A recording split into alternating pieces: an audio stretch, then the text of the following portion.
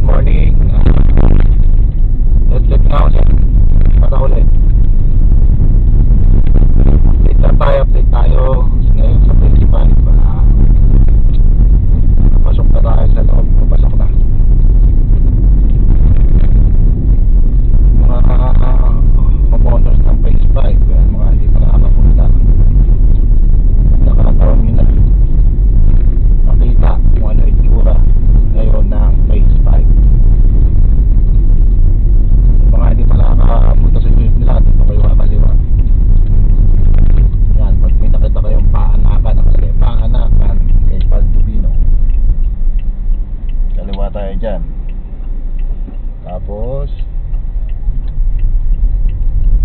diretso lang, kasi ito phase 2 to, phase 2. Nakikitaan lang tayo sa phase 2 dahil hanggang ngayon wala pa tayo sariling kalsada, wala pa tayong sariling gate. Ayan, may gate tayo dito.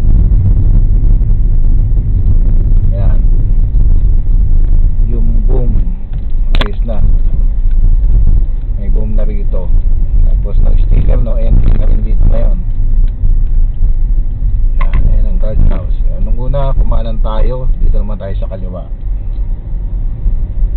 Makita naman ng mga taga phase 5 dyan kung ano update dito sa subdivision natin.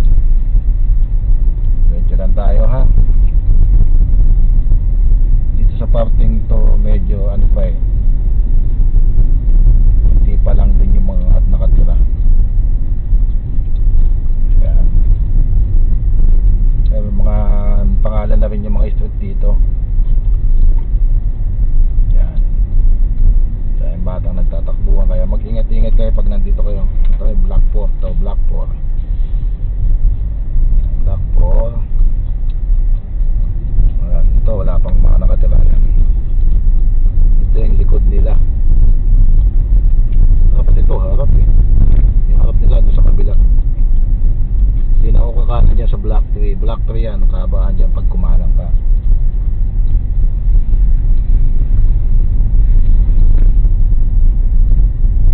Tayo. Yan. Ito, ang dami na rin. Dito madami na nakatira. Puro mangingin ng mga nakatira rito. Lalo na yung may-ari ng Fortuner na yan. Kulay puti. Yan. Yan. Ito, mga to. May-ari niyang Wigo na yan. So, ayun. Yung nagkakalikot, si Boy Kalikot.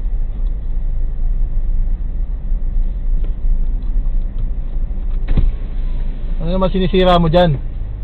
Wala lang kuryente. Oh, hindi kaya ito nagbayad ng meral ko eh. Biyahe ka? Pauwi ko lang. Naantok na nga ako eh. Baka walang battery. Lobat na? Hindi, palyado lang. Palitan mo na daw ng bago.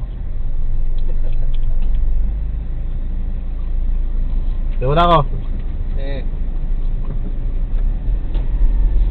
Ngayon, yung mga tropa natin dito, manginginom.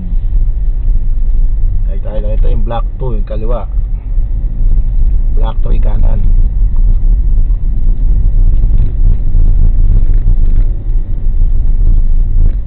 Oh, tama mo, mga matutulin mga ano dito, motor. Ayan, kakanan tayo. Ito na rin yung pa-main road. Yan, dami nilang tanim dito sa may gilid ng ilog. Ito na yung pangalawang tulay.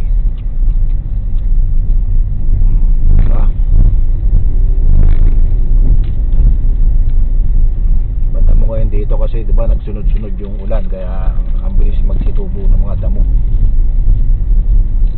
Diretso naman tayo ngayon, papunta tayo sa tangke. Tayong tangke kasi nung una kumanan tayo dito nung